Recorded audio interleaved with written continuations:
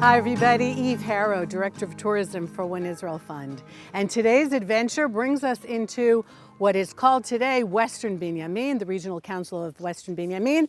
According to Joshua, this would have been part of the tribal allotment of Ephraim. Here in Na'aleh, a beautiful community with which One Israel Fund has been involved for the last few years, phenomenal view over to the vulnerable heartland of Little Israel, the area between Gedera and Hadera, where a lot of our infrastructure is, and most of Israel's population. So there's a ridge of mountains here, Na'aleh, meaning to go up, like Aliyah. We're high on a hill. The road below us is a narrow gorge. And the history of this area is wild, from the First Temple period all the way through to the Second Temple period, and most specifically, the Maccabees, the Hashmonaim. Modi'in, the big city which is behind me, and many of you are familiar with it, it's in a valley, great access to all different highways in all different parts of Israel, makes it a miserable place from which to run a guerrilla war. But this area here, this narrow gorge, which is also called Hare Gofna, Geffen, like wine. They were growing wine here. They were growing grapes here for wine. And they had olives. They had a whole olive culture. We'll talk more about that later today. But this is the place where you hide from the Seleucids, where you wage your war against the Greeks and their ideology and their paganism that they were trying to impose here. And we're talking about minus 167, which is when the Hasmonean revolt starts. It doesn't end till 25 years later. So even though it's not Hanukkah, it's like a beautiful day in the summer, and you could say, why are we talking about the Maccabees? Because this was not like an 8-day event, which is what we think about when we celebrate the holiday of Hanukkah. This went on for a long time, and the area that we're in today was the heart of the Hasmonean rebellion, and we've got signs of it everywhere. We're going to be seeing it during the course of the day. Standing here in Na'aleh with Yoav Kleinman, who is the CEO of the town. So thank you very much for meeting us here today. A little bit about the history of Na'aleh. When did this community start? נעלה, מי שהקים אותה בזמנו זה היה מספר מהנדסים מפרויקט הלוי. זה היה לפני מעל 30 שנה. ו20 משפחות שהגיעו לפה והשתלטו על גבעה הצפונית של היישוב. והיום נעלה כבר מונה מעל 480 משפחות.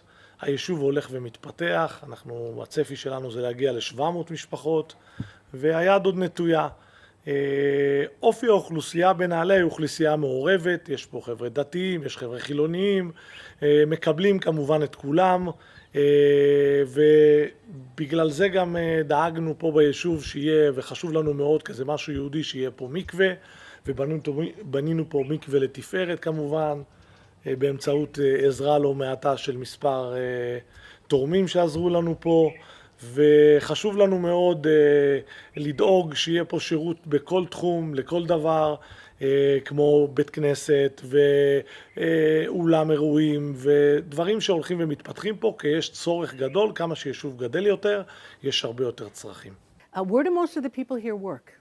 פה בנעלה עובדים בדרך כלל במקצועות חופשיים, יש פה עסקים מאוד מגוונים, יש אנשים שעובדים באינטל, באלביט, בתעשיות ביטחוניות, יש אנשי צבא, יש אנשי הייטק, יש פה אנשים במקצועות חופשיים, עורכי דין, רופאים, רופאי שיניים, אחיות, קופות חולים, וגם אנשים שהם עצמאים, שיש להם עסקים משלהם, אוכלוסייה מאוד מגוונת, ואנחנו מאוד שמחים שהאוכלוסייה מגוונת, זה נותן הרבה יכולת ליישוב גם להתפתח מהבחינה הזאת.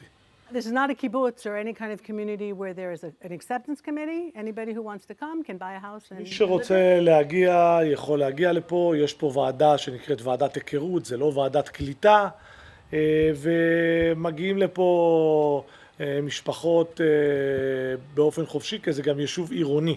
זה לא יישוב קהילתי, וזה לא קיבוץ, וזה לא מושב. לכן, הדלת פה פתוחה לכולם. And what is your relationship with the Arab villages in the neighborhood? ככה, ואנחנו מבחינת היחסים שלנו עם הסביבה, שזה גם ערבים, גם יהודים, יש פה מספר כפרים באזור, היא יחסית יחסים מצוינת. הם גם עובדים אצלנו ביישוב בתור, במקצועות שלהם בבנייה וחשמל, אינסטלציה ובכל הפיתוח. ובמקביל יש לנו כמובן מבחינה ביטחונית, אנחנו גם ערוכים בצורה מצוינת, כי יש לנו פה מערכת מצלמות ומק"מים ומערכות מאוד מתוחכמות ששומרות על היישוב הזה כבר מרחוק, ולכן מאוד בטוח פה. There are some telltale signs that this is a young community with its eye towards the future. Take a look at the houses below me. These are starter houses, specifically built with flat roofs so that they can later on, when they've added to their families, add a second floor and have more room. So you start off with a small house, something that a young couple can afford with 1 or 2 kids, and then the potential for growth here. So just the kind of houses that are built here gives you a sense of the community, where it's going, the kind of people that are living here. They're living here for the long term. This is a place that young couples have come, and this is where they want to build their family, and this is where they want to build their future. Well, Na'aleh is mainly a bedroom community where people live there and educate their kids there and work outside. There is one small company that transplanted themselves to Na'aleh from Rishon LeZion about 1.5 years ago. And they make these most amazing couches and chairs, not just beanbag chairs, it's on a whole other level. They paid a price. Some people won't do business with them because of BDS, but they feel firmly that they should be here in Na'aleh, that they should employ locals from the area, and they are doing a great business. And look at their furniture. It is just outrageous. As the years went by and Na'aleh expanded, people joined the community who wanted a mikveh, who wanted a ritual bath. And even though in the original charter of the community, they weren't going to have that, changes were made, people were accommodating, and they realized that they wanted to broaden the tent, if you will, of the Jewish community as much as possible, so that a lot of different people would feel comfortable coming to Na'aleh. That's where One Israel Fund was so happy to step in and help them build this mikveh. We've got other communities, we've got other projects just like this one. Young communities like Kedem Arava down in the Jordan Valley, 40 families, a mixed community. They call themselves secular religious. The first thing they want to put up before a synagogue, before a park, before anything else is a mikveh. If today inspired you in hearing Na'aleh's story and you want to join us in an incredibly important project for another growing community of young couples, be in touch. Kedem Arava might be just what you're looking for. We're just a few miles east now of Na'aleh, on one of the higher hills in this Talmon Dolev region. Behind me, the sun will be setting in a few hours into the Mediterranean. You could see backlit Tel Aviv, the whole coast. You could see, for security reasons, why we need to be here. But more than that, under my feet is my history. Just as the people in Na'aleh and other communities here have built a life, I'm looking at the remains of the life that my ancestors lived on this land 2, even 3,000 years ago. The rocks underneath me are limestone and dolomite.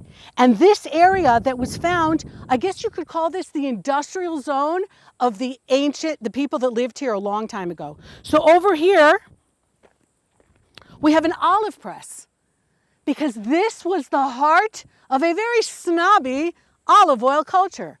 When we think about the Maccabees and we think about the Hashmonaim, this was the heart of where they lived, not just during the revolt against the Seleucids, because this was a perfect place to wage guerrilla warfare, but for hundreds of years before that, during the First and Second Temple periods, and for hundreds of years afterwards.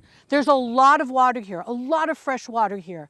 And there, even today, we see oak trees and olive trees and fig trees and grapes growing everywhere. And this is how they made their money.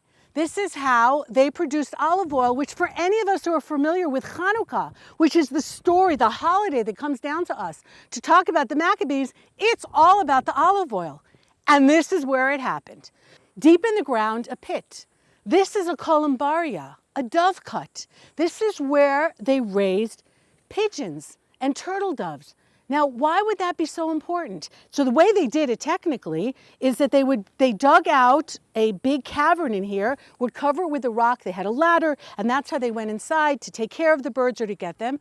Why do you need the birds? Well, you need them for eggs, and you need them for the fertilizer for the guano. But more than that, we're talking about the periods when the temple stood. And the most basic sacrifice that you would bring to the temple, like after a woman had a baby, would be 2 turtle doves. So there's a very big industry in raising these birds, and that's why even on Masada, which so many people are familiar with, you have 2 columbaria. So here, that's another sign of the past, that they had these birds, that they had the olive press, that all through here we see the newly raised grapes for wine on terraces that should not be there. Okay, I've been here with vintners who said, there's no way grapes should be growing here. There's no soil. There's no dirt. They're growing out of clay. But just like the Jewish people, we aim for quality, not quantity. And when the situation is tough and we need to survive and strive to survive, we have to dig our roots harder and we have to make do with what we have, and we end up being tougher and much better and deeper and more potent. And that's exactly what this area is symbolic of. The things that grow here are like the people that live here. Very attached to their land, very hardworking, knowing where their roots are. And this hill, which is called Givat HaYekevim, is a symbol of the past, but also of the present, and for sure, of the future.